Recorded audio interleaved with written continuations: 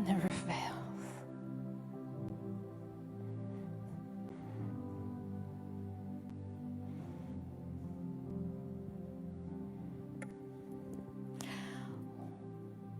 When that love finds you, it will undo you. And it will find you again and again. It is such a reckless love. It will go to any lengths so that you will know you are beloved.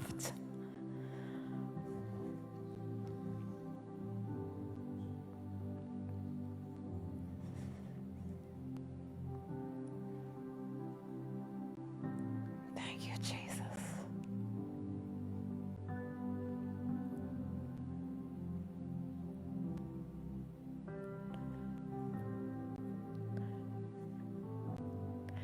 My tears are because I've experienced it.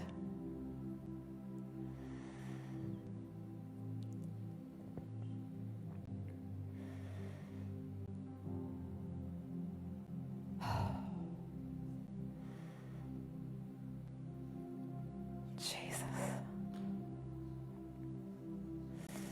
I just speak such a revelation this morning of that unfailing love right in your journey, where you're at. I believe God wants to break through some of our own mindsets that hinder us from seeing Him and experiencing Him. Today, here and now. Thank you, worship team.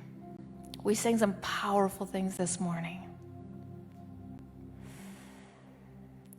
Ooh, I need a Kleenex. I'm not sure if somebody can bring me one. There's no Kleenex up here. Sorry, thanks, Mike. Awesome, thank you. Perfect.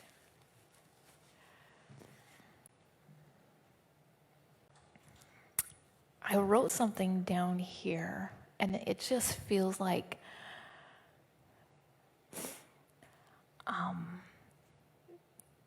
God is very present, and He always is. But when you're aware of it, you begin to experience, and it shifts things in you. I had something written down here, and I just want to declare it before I begin to speak. God had His mind made up about you before He made you. Before I took a breath, He breathed His life into me. God knew what He was doing from the very beginning. He is fully confident in His plan, and He will fully complete it in you, in your family, in our world, even in those that we see as our enemies. My heart breathes nothing but hope, because I am fully convinced, and it is finished. God's love has ravished my heart, and there is nothing and no one that can change my mind about it. I am absolutely convinced His love will not fail, not for me, not for you, and not for our world, no matter what we see right now.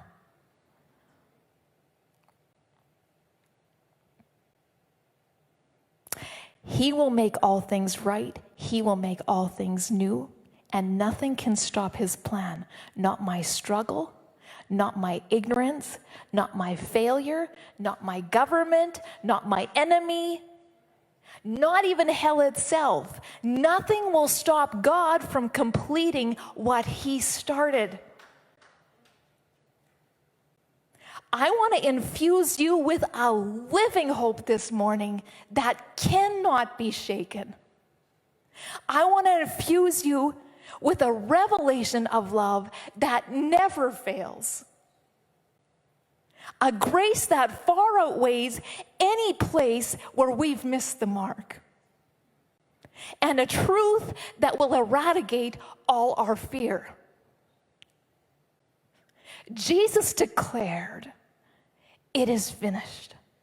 That was not just a good one-liner. We like one-liners that are like, "Oh, that was a good one." Jesus didn't say that to make a good one-liner. That's my foundation, and it's yours. It is finished. I just wanted to declare that. I feel there's huge shifts going on in me, in our church, in our world, in our families. There's huge shifts going on. Sometimes when there's huge shifts going on, we feel a little bit unsettled, a little bit uneasy. And I believe God has a word for us this morning. If you have your Bibles, if you got your iPhones, whatever you got to look at, we are actually going to jump into John chapter 2 this morning. And I'm going to read some other parts a little bit before we jump in there, but you can turn there.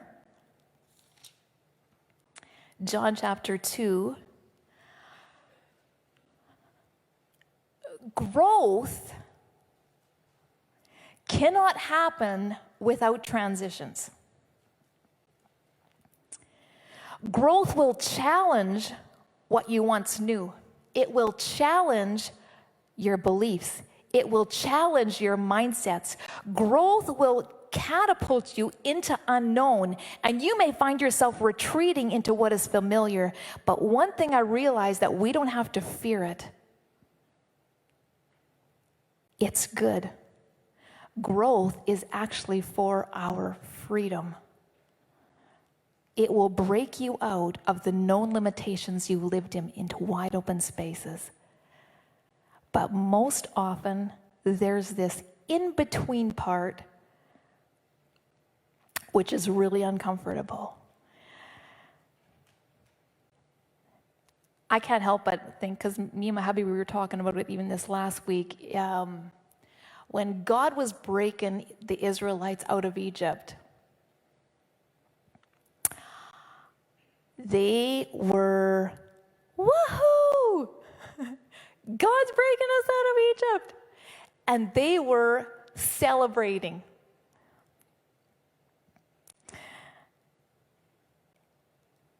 And one by one, God began to challenge the beliefs that was in the culture of the day with the plagues. He was actually not against people. He was challenging belief systems that they had in order to bring freedom. So one by one, these belief systems were being challenged. And when God begins to challenge us to grow, it is to break off those things that have held us hostage. Galatians 5:1. I was thinking of preaching from Galatians 1, and I might even go there. I'm actually not sure. But Galatians 1 says this: "It is for freedom that Christ has set us free." And I like how the Passion Translation says it. "Let me be clear, the Anointed One has set us free, not partially, but completely and fully free." He's done it. It is finished. So when Paul says, it is for freedom that Christ has set us free, and then he says something, don't go back to your bondage. Why did he say that? Who would want to? Why did he say that? Because we do it. We do it. Why? Because it's familiar. It's easy. It's what we know. It's what they knew. Because sometimes When the freedom is taken us out of something that's all we've known, it feels really uncomfortably. And you know what? It challenges our mindsets, our belief systems. Growth will always challenge what we know and catapult us into transition. I have written down here, at last, we have freedom. For Christ has set us free. Woohoo! We're going to do a happy dance. They did. They did a happy dance. They broke out of Egypt, and guess what? They were like, party! They were celebrating. They had all these goods. They were going, and guess what they hit? A challenge! There comes the Red Sea.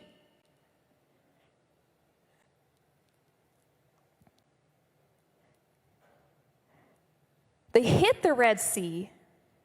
They'd been told the promised land is theirs. We've been told the promised land is ours, and it is.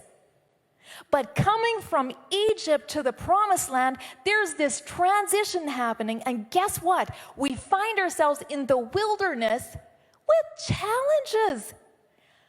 Challenges where we have to let go of some of those mindsets that kept us in bondage.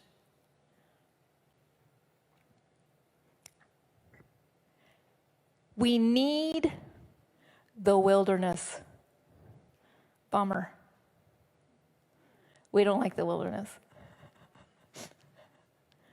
We want to just go like that. We want to go from here to there, to Z. Woo, that would be easy. We don't like the wilderness, but we need the wilderness. We need transition to move from growth to growth, from grace to grace, from glory to glory, from bondage to freedom. There will be transition, but freedom is ours. And it's going to challenge how we see things. Welcome to the journey. God's mind is made up. And in that journey, his love is reckless. To take down every lie, to break down every wall, to open every Red Sea, to bring us into what he said is ours. And he will. And he will. Unfailing love. Then I have written down, it's time. It's time. It's time to move.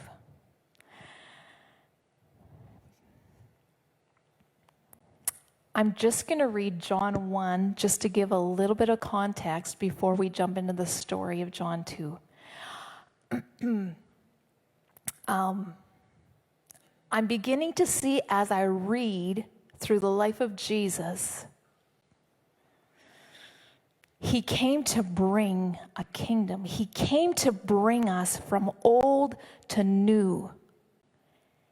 And he began, as we're going to see, he began to challenge belief systems and mindsets in order for them to experience the kingdom that he brought. So I'm just going to read John chapter 1, and I'm going to read from the Passion Translation. And John is declaring something. In the very beginning, the living expression was already there. Some translations uses the word Christ. The living expression, Christ, was already there, and the living expression was with God, He was fully God. They were together face to face in the very beginning. And through his creative inspiration, this living expression made all things, for nothing has existence apart from him. Life came into being because of him, for his life is light for all humanity. And this living expression is the light that bursts through gloom. This light, darkness cannot distinguish. Did I say that right? Distinguish, is that right? Extinguish, extinguish. Diminish, sorry, that the darkness could not diminish. And then I'm just going to hop over to verse 14. And so the living expression became a man, lived among us, and we gazed upon the splendor of his glory, the glory of the one and only who came from the Father, overflowing with tender mercy and truth. John said, he's the one. Set your hearts on him. I told you he would come. Even though he ranks far above me, for he existed before I was born. And now out of his fullness, we are fulfilled. And from him, we receive grace heaped upon grace. Moses gave the law. Jesus, the anointed one, unveils truth wrapped in grace. And no one has ever gazed upon the fullness of God's splendor except the uniquely beloved Son who is cherished by the Father. And now he has unfolded us, he's unveiled to us the full exclamation of who God truly is. So I just want to lay that as the foundation. Let's hop over to John chapter 2. John chapter 2. It's time to go to a wedding. I want to lay that as a foundation that Jesus is coming to bring from old to new, from bondage to freedom, from law to grace. Jesus has come to break us out into something. On the third day, John chapter 2, verse 1 to 3, we're going to start out with. Now on the third day, there was a wedding feast in the Galilean village of Cana, and the mother of Jesus was there. Jesus and his disciples were all invited to the banquet. But with so many guests in attendance, they ran out of wine. What? How could they run out of wine? Okay, little backdrop. This is not just a day trip. When you're going to a wedding, you got to take a week off. It is like 3, 5, 7 days. It is a celebration. It is party time. You are going to be eating, drinking, and celebrating. I was thinking, thank God. My kids wouldn't have been able to marry till they were 50. That you'd have to budget for something like that. Yeah, we'd probably run out of wine maybe the first few hours. I don't know. I'm just saying, wow, in those days it was a celebration. They would have to budget a lot for that.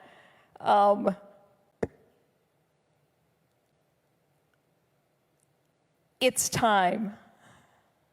They ran out of wine. It's time for something. Jesus' mom says, they have no wine. Jesus is like, oh, like, what do you want me to do?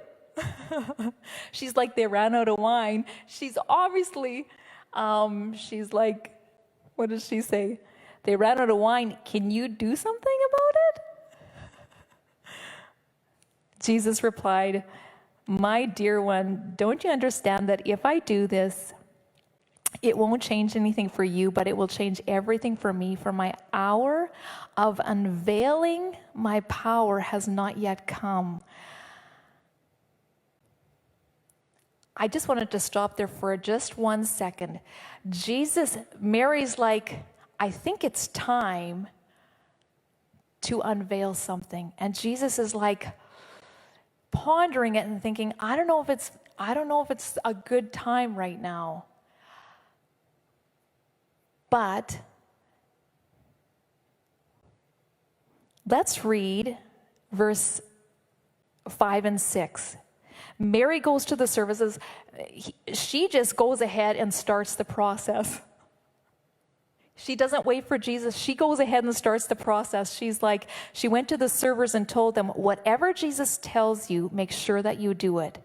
Now there were 6 stone water pots standing nearby. They were meant to be used for the Jewish washing rituals. Each one held about 20 gallons or more. Hold it. This is a wedding, and they are running out of wine. Everyone, the servers are a little bit anxious because they know what happens when they run out of wine. Jesus says, go and get the ritual big pots that are used for purification. What did they symbolize? What were those pots for? Those pots were from the old system, where the system says you can't enter the temple, you can't serve God, you can't be in a relationship without doing all of this purification. You got to wash your hands, you got to clean yourself. There was this to-do list of rituals before they could experience God, before they could experience the promised land, before they could experience grace. It was a whole ritual that they had. Jesus says, get those pots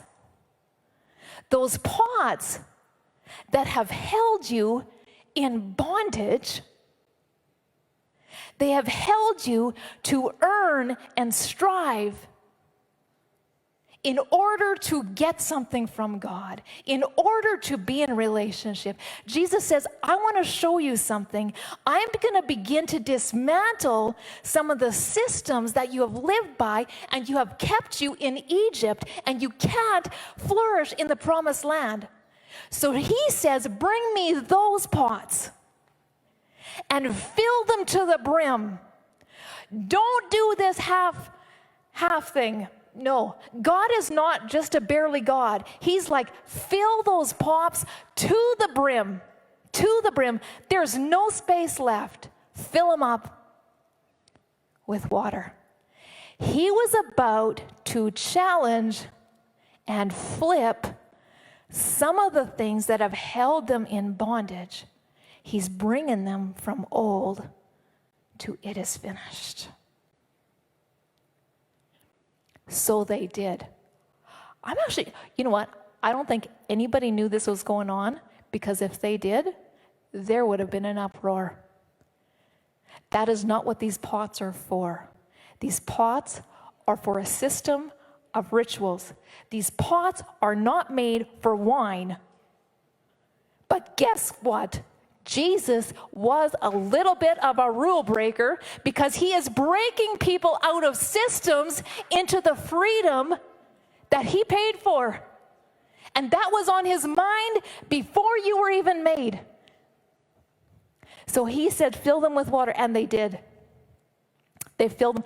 That was a lot. I was thinking of bringing like a 5-gallon pail here. I don't know if anybody has a 20-gallon pail, but there's 6 of them. That'd be a lot of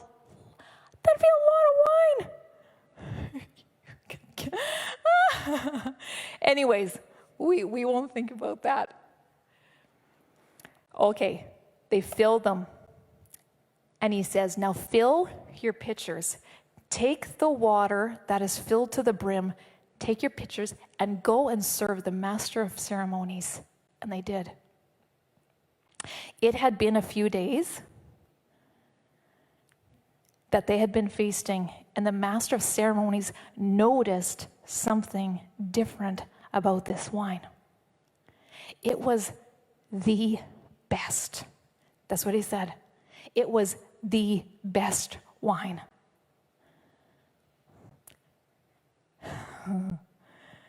They had thought they had started the party a few days ago, but the party was just starting because Jesus was breaking them out of belief systems and bringing them into the best wine that they had ever tasted.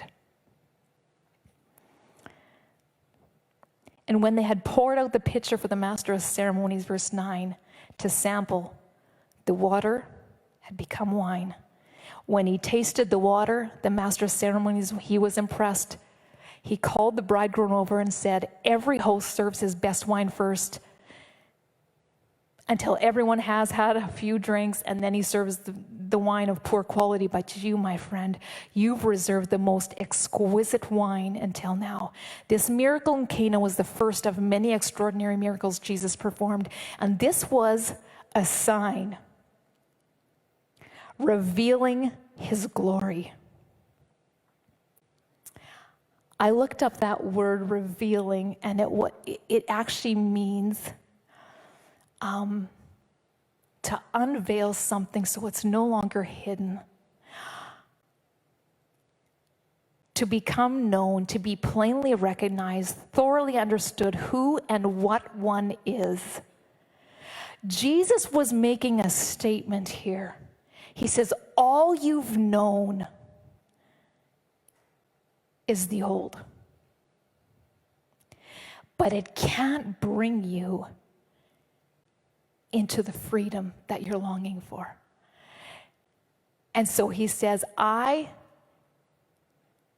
he did this to show, and so they would thoroughly understand who and what one is, to bring forth into light, to cause to shine, to become evident, to grow vegetation, to come into the light. Those are all words used for the word revelation. And what was he revealing? It says this was a sign revealing his glory.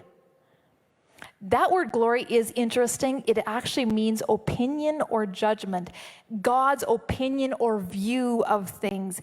And even when Moses says, God, show me your glory, what did he see? It says all of God's goodness passed before him. There was a revelation of God in that. That's what was happening here. It's time to change water into wine.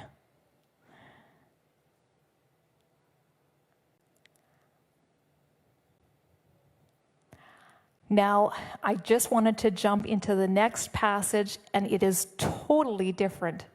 Here, Jesus is at a wedding, and he's turning water into wine, and it is glorious. The next one, he says he traveled because it was Passover time.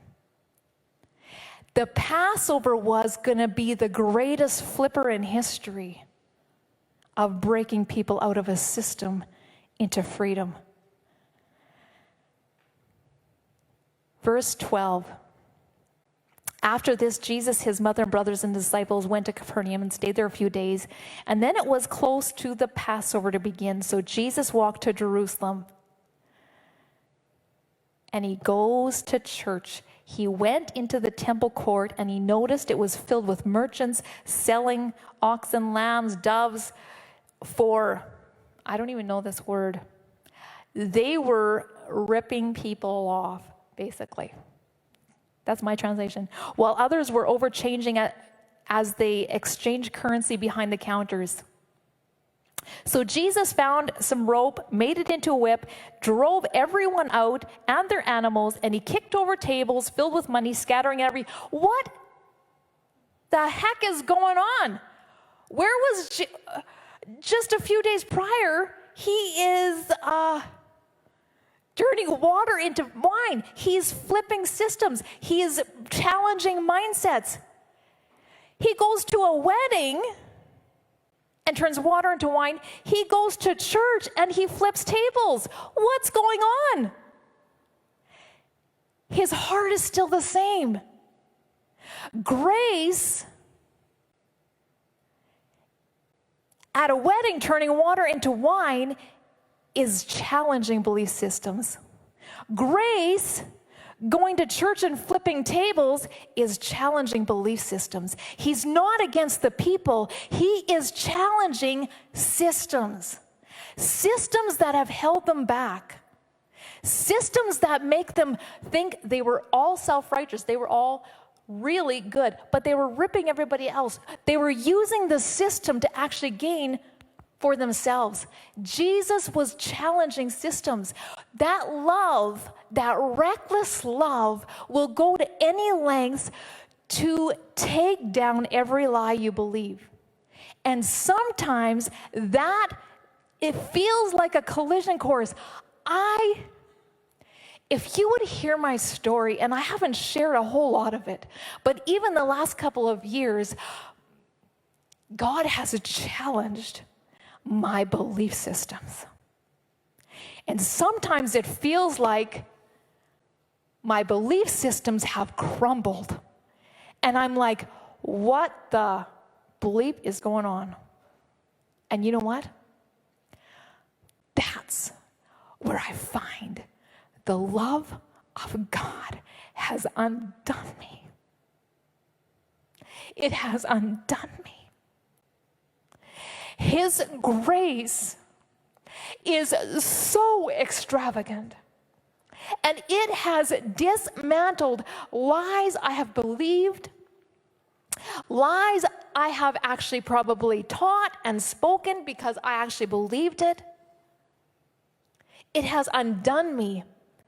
And when there comes a transition, and I believe we're in huge transitions right now, our world, our personal lives, it is an opportunity for growth, because growth will always bring a transition where you're going to have to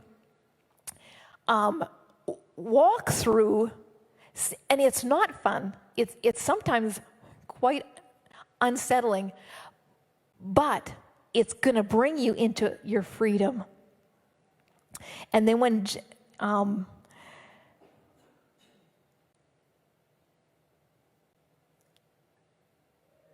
I have down here, he goes to the wedding and makes the best wine. Then he goes to church, flips tables, kicks everyone out. They were only doing what they knew.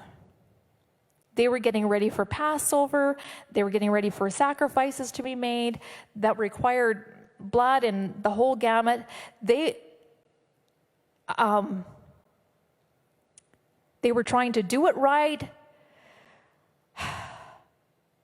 using the system for selfish gain, but they were doing all they knew to do. But Jesus came to debunk and flip their system. This act was just as much an act of grace as was the winemaking, but they challenged him back.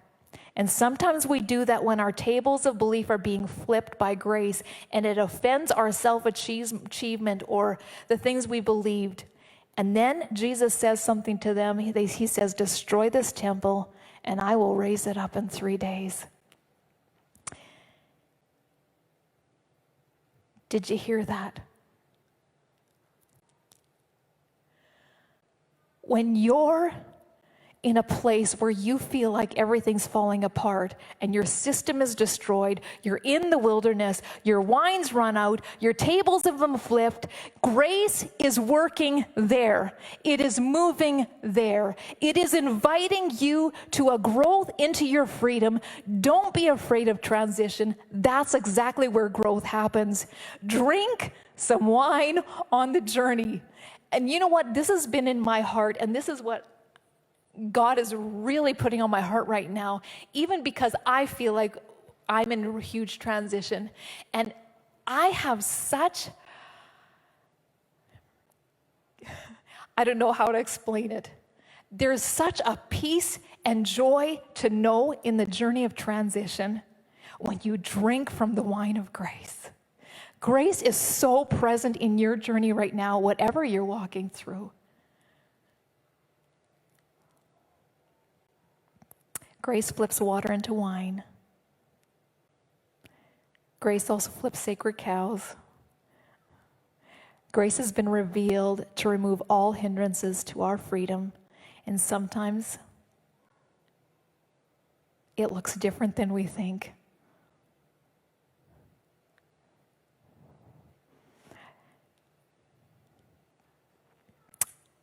I just want to end off with just speaking so much hope over you, over our world, over our country. I know that God is going to bring us through into something beautiful and into something new. And He is walking with us in the journey. He is so present. His love won't fail, but it will challenge the lies that we've believed, and it will begin to break down the walls. And sometimes that is uncomfortable.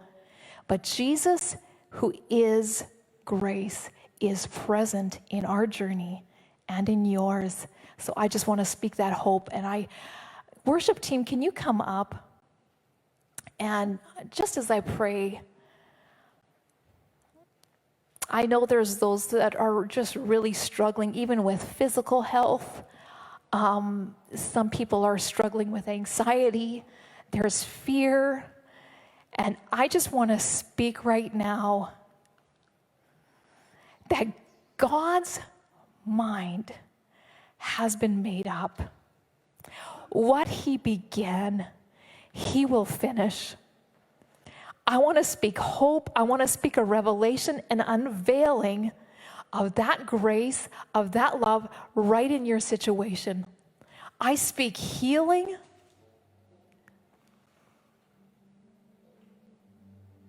I speak peace. I speak growth from glory to glory.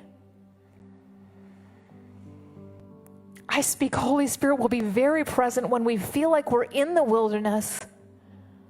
And sometimes we're wanting to go back to Egypt. I speak such a revelation of that reckless love right where you're at, that it would just give you such a rest in the journey, knowing God's love will not fail you.